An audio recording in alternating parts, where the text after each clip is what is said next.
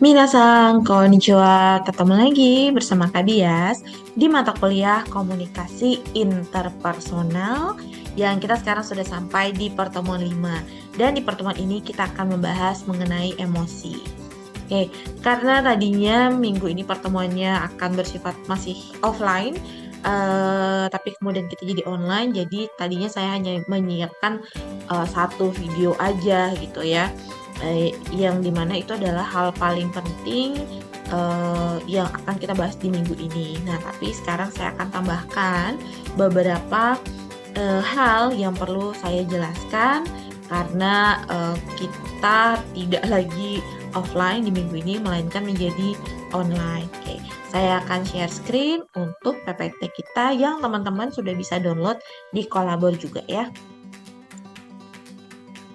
Oke.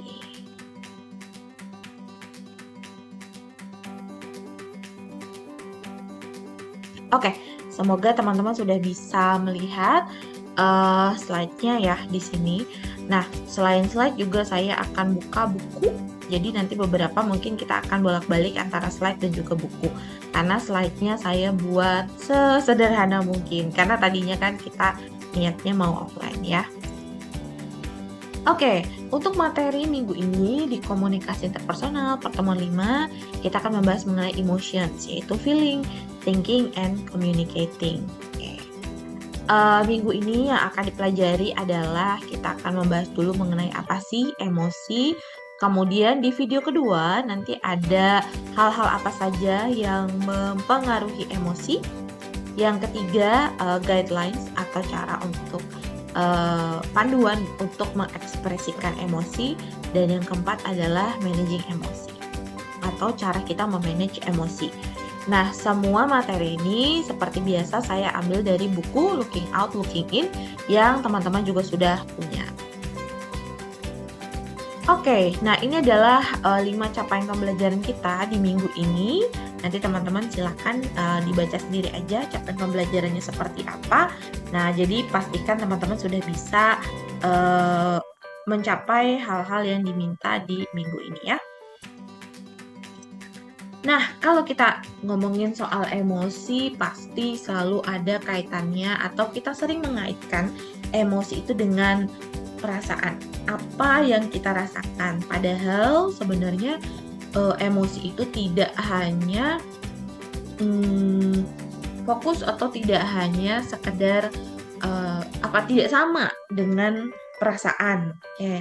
Jadi kalau misalnya kita bilang emosi itu senang, ya, tapi senang yang gimana gitu. Saya merasakan emosi senang karena saya punya perasaan senang saat ini. Apakah hanya seperti itu atau gimana? Nah,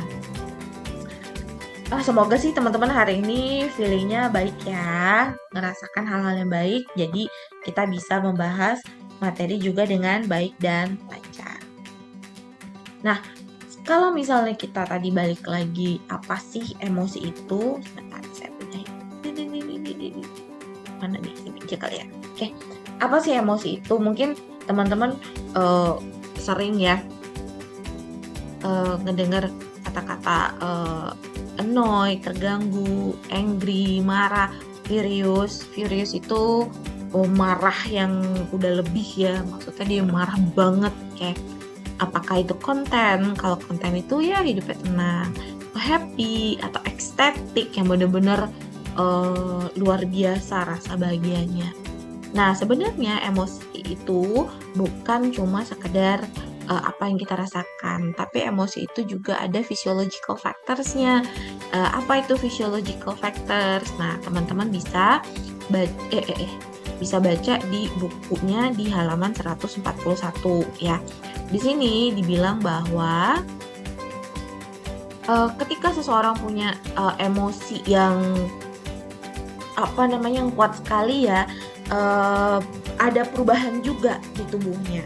Jadi nggak cuma sekedar ketika kita lagi marah rasanya cuma ada atau cuma kita rasain aja di dada gitu kan ya, atau di hati kita gitu. Tapi ketika kita marah, misalnya tekanan darah kita jadi meningkat, pipi kita rasanya panas misalnya, terus kalau marah apalagi tuh yang dirasain, atau kalau misal teman-teman sedih bukan cuma sekedar ada di sini sedihnya, tapi mata kita juga jadi ingin mengeluarkan air mata gitu kan. Jadi memang ada faktor-faktor psikologis yang kemudian menjadi komponen dari emosi itu sendiri. Oke, komponen berikutnya adalah nonverbal reaction atau reaksi nonverbal.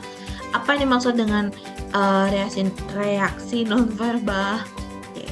Nah, di sini dibilang bahwa di buku kalian masih halaman 141 ya, bahwa tidak semua perubahan fisik yang ikut dalam emosi itu internal, tapi juga eksternal loh. Jadi apa yang kita rasakan, emosi kita nggak cuma internalnya aja, tapi eksternalnya. Misalnya kita lagi marah banget gitu ya, saking marahnya kemudian tangan kita sampai gemeter. Mungkin teman-teman ada yang pernah ngerasain kayak gitu. Jadi ada reaksi nonverbalnya juga. Atau saat kita lagi happy banget itu suara kita jadi lebih kencang, lebih ceria, nadanya lebih tinggi misalnya. Jadi ada reaksi nonverbal juga ketika kita menunjukkan emosi kita. Nah, lalu yang ketiga itu apa? Yang ketiga adalah cognitive interpretation atau interpretasi kognitif. Apa sih interpretasi kognitif? Nah, di buku teman-teman ini ada di halaman 143 ya. Di sana dibilang bahwa yang namanya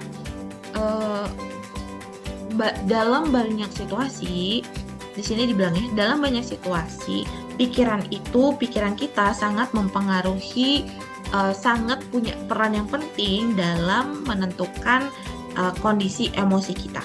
Jadi tadi sih di awal kita misalnya bilang bahwa secara fisik itu juga menunjukkan, lalu secara nonverbal itu juga menunjukkan, tapi pikiran kita itu juga sangat menentukan emosi kita gitu. Nah, kalau misalnya nih teman-teman itu melihat untuk merasakan seneng, kan kita harus ada rangsangannya dulu nih dari luar. Contoh nih misalnya teman-teman lagi duduk diam lagi nonton misalnya, terus tiba-tiba mama pulang atau papa pulang bawain makanan favorit kalian, bawain minuman favorit kalian. Kalian jadi tahu dulu, mamaku membawakan sesuatu gitu kan, ada kognisinya. Kemudian kita menginterpretasikan, berarti mama masih ingat sama aku, mama sayang sama aku. Nah, itu kemudian juga mempengaruhi, itu bisa mempengaruhi emosi kita, dan itu bagian dari emosi kita. Jadi harus ada interpretasi kognitifnya dulu. Nah, kemudian di bagian interpretasi kognitif ini ada sebuah proses yang namanya reappraisal. Ini masih di buku teman-teman halaman 143 ya. Ada yang namanya reappraisal, yaitu ketika kita mencoba memikirkan kembali makna dari sebuah event, dari sebuah kejadian, di mana kejadian itu mempengaruhi emosi kita ya. Jadi misalnya nih contohnya kita punya self esteem kita tuh rendah karena di pekerjaan yang sebelumnya misalnya kita bete gitu ya, karena orang-orang yang kerjanya nggak bagus tapi nggak dapat hukuman, nggak dipecat apa segala macam, terus kita jadi ngerasa nggak pede dengan pekerjaan baru kita gitu. Nah, kita bisa mereappraise, memikirkan kembali makna dari perasaan kita tadi yang kita tuh ngerasa nggak pede gitu ya, ketika kita masuk ke satu perusahaan baru. ketika ternyata di perusahaan ini kita justru diminta atau kerja keras kita itu dihargai, kontribusi kita itu dihargai. Nah, pada saat itu kita memikirkan kembali, bahwa ternyata di sini gue lebih dihargai, di sini gue bisa lebih bahagia misalnya gitu. Oke. Terus yang berikutnya, emosi itu juga terkait dengan ekspresi verbal kita. Oke.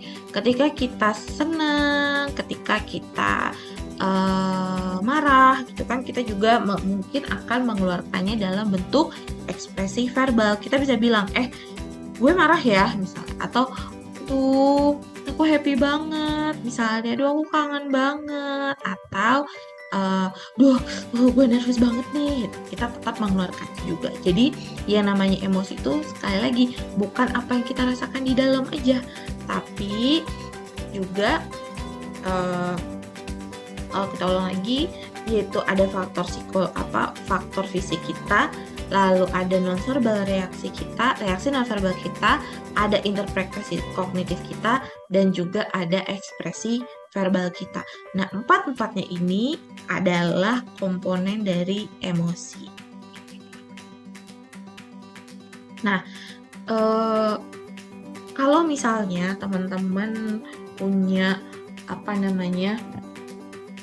pengalaman terkait satu kejadian yang kemudian sangat-sangat menimbulkan atau meninggalkan emosi yang negatif gitu ya di dalam diri teman-teman, ada baiknya emosi itu dikeluarkan dalam arti kata, nggak berarti kalau misalnya kita lagi marah gitu ya, kemudian kita datengin teman kita yang bikin kita marah terus kita langsung omelin dia saat itu juga. Bukan. Cara mengeluarkan emosi itu bisa macam-macam. Kalau emosi teman-teman sudah terlalu banyak ditumpuk gitu, bisa teman-teman misalnya mengeluarkannya dalam bentuk tulisan. Tulis apa yang teman-teman rasakan, atau teman-teman bisa melakukan kegiatan-kegiatan seperti melukis. Itu juga bisa mengeluarkan emosi, terutama emosi-emosi negatif. Yang baiknya itu kita tidak pendam. Atau teman-teman bisa juga kalau lagi ada waktu jalan-jalan ke pantai gitu ya, nyampe di pantai, keluarin tuh, teriakin rasa sebetenya, rasa keselnya, toh nggak ada yang dengar karena kan ketutup sama suara ombak di pantai, misalnya kayak gitu. Oke. Nah, kemudian yang berikutnya adalah hal-hal yang mempengaruhi emotional expression kita atau ekspresi emosi kita. Nah, ini sudah ada di dalam video kedua. Jadi nanti teman-teman lihat video kedua ya, terkait hal-hal yang mempengaruhi emosi atau hal-hal yang mempengaruhi bagaimana kita mengekspresikan emosi kita. Nah, untuk teman-teman silahkan nanti lanjut ke video berikutnya. Mungkin ada video kedua sudah ada, mungkin nanti akan ada video ketiga ataupun keempat, di mana kita akan bahas beberapa hal juga yang harus kita bahas di materi terkait emosi di minggu ini. Kita ketemu di video-video berikutnya. Dadah!